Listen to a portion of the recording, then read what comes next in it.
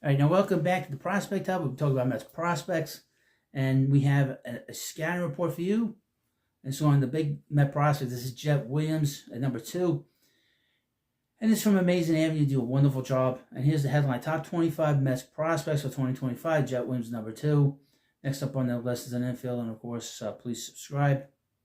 I've been spending, we're almost done with this list, and we'll go on to another list. Because of his shorter stature, Jett Williams has always been one of the smaller people on the field. He's 5'6", I believe, leading to many double down at him. The constant question, skepticism about his ability to play baseball developed into a chip on his shoulder and fueled him since his Little League days. In high school, he made the Rockwell Heath High School varsity baseball team as a freshman, and helped lead them to state playoffs in virtually every season that he played for the Hawks. In his junior and senior years, arguably the most important for a high school player, he hit .347 with 5 home runs and 15 stolen bases. The hard work he put in paid off, as he was considered one of the best talents available in the 2022 MLB draft. With their second first-round pick in the 2022 MLB draft, 14th overall pick, the Mets selected Williams. He signed roughly a week later, forgoing his commitment to Mississippi State University, agreeing to a $3.9 million bonus. The 18-year-old was assigned to the Florida Complex League Mets to begin his professional career and appeared in 10 games for them in the month of August, in .250. That winter, Amazing Avenue ranked Williams the 5th Mets best prospect. Williams began the 2023 season assigned to the St. Lucie Mets and played there to the end of July, when he was promoted to the Brooklyn Cyclones.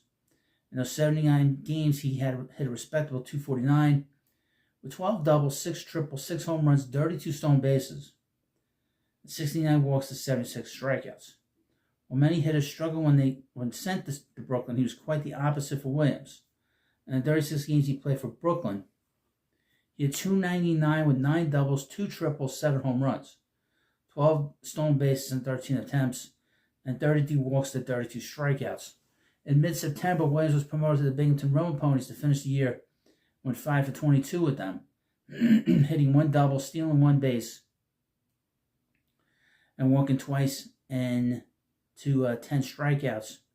All in all, Jett Williams appeared in 121 games and hit a combined .263 batting average, .425 on base, .551 slugging percentage with 22 doubles, 8 triples, 13 home runs, 45 stolen bases, and 52 attempts and 104 walks to 118 strikeouts. His 104 walks led the system, and in doing so, the 19-year-old became the first teenager to lead the Mets minor league system in walks since David Wright did so in 2002. On the heels of his excellent performance, Williams was considered the Mets' top prospect by Amazing Avenue, one of the best prospects in all of baseball. Expectations were high for him coming into 24, but he did not unfortunately live up to them. He got off to a sluggish start in April, with Binghamton going 7 for 39 in 11 games, thanks to wrist discomfort. Received a pair of cortisone injections and eventually underwent right wrist triangular fibrocartilage complex debridement procedure. That's a mouthful. He missed 4 months to the date, and then wrapped up the season hitting .172 in 22 games with Binghamton and .364 in 6 games with Syracuse. After the season concluded, the Mets sent Williams to the Arizona Fall League, appearing in 22 games for the Scottsdale Scorpions. He had .225 with a .376 on-base percentage and .388 slugging percentage and 80 at-bats, with 2 doubles, 3 triples, and 3 home runs. And this 24 season, on an ignominious a note as possible, Williams injured his right ankle in the first inning of the Scottsdale Salt River play-in semifinal, crashing against the left center field wall, attempting to corral a Tyler Callahan fly ball that would ricochet for a double. Fortunately, the injury was just a sprain, and after a few weeks, Williams was healthy and ready to continue his off-season training. The 5'6" Williams stands square at the plate, holding his hands high, and angling his bat at 12:30. His swings with a big leg kick and a short levered swing that is quick to the ball. While he may be on the shorter side of what is considered viable in professional baseball, Williams is athletic and has strong arms and a thick lower body. Thanks to his plus bat speed, Williams makes a lot of hard contact. In 2024, he was limited due to his wrist problems, but still posted a handful of exit velocities of 100 plus miles per hour, with a season high 104.9 miles per hour, still being well above average for a 20-year-old and in the 90th percentile for readings. In 2023, when healthy, he recorded dozens of exit velocities readings over 100 miles per hour. Williams makes high-quality swing decisions, rarely expanding the zone and showing a willingness to lay off pitches he knows he can't hit. Thanks to a good eye and quick hands, he regularly puts good work on both premium velocity and advanced spin. There have been some instances in 2023 where Williams has struggled against velocity up in the zone, but it hadn't been enough of a problem for evaluators to consider a fatal flaw. Because of his limited time in 24, he did not see enough premium velocity for evaluators to determine whether or not he has worked past this concern. At times in 2023, his approach tended a bit too passive, which led to both good and bad results. His season culminated in a walk rate of roughly 20%, and it led the Florida State League in the lowest chase rate. But his strikeout rate was slightly higher, and his name was also high up the ladder board in hittable pitch take rate. He seemed to get more aggressive and promoted to the Brooklyn Cyclones. Virtually all of his offensive numbers took an upturn as a result. Similar to his hiccup, the velocity up in the zone, Williams did not play enough in 24 for scouts and evaluators to determine whether or not he has learned the art of aggressive passivity.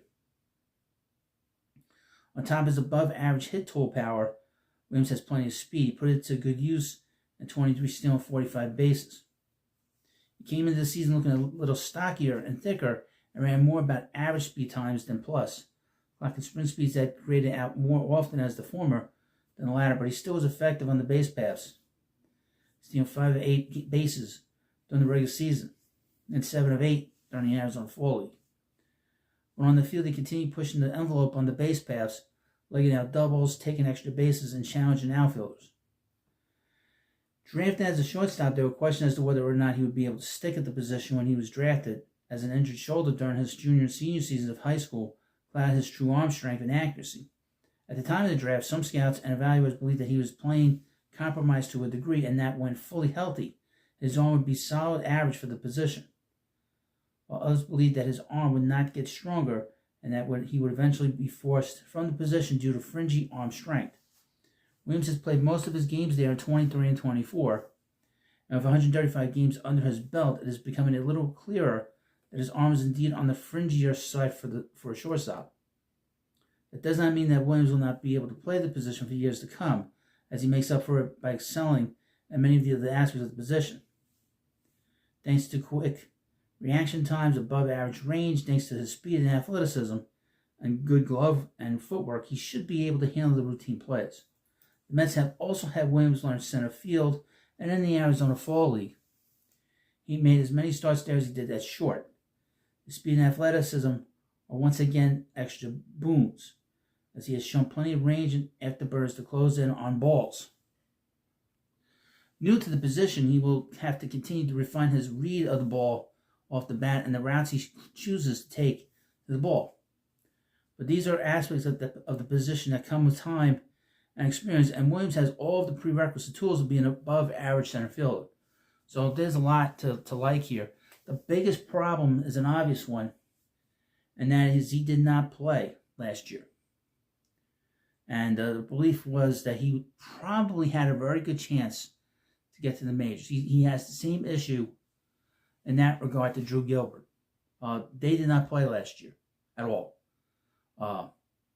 And they played a little bit in the beginning and a little bit at the end. And he's coming off a wrist injury. And players that have wrist injuries tend to not have good seasons. And he had a terrible season when he was able to play. Hopefully he's healthy this spring. The Mets are going to play him a lot in center field and at second base.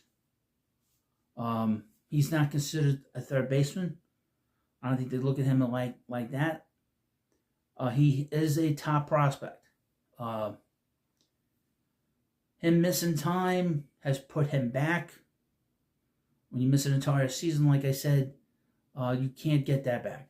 So he's missed an entire season of not only just playing, but development.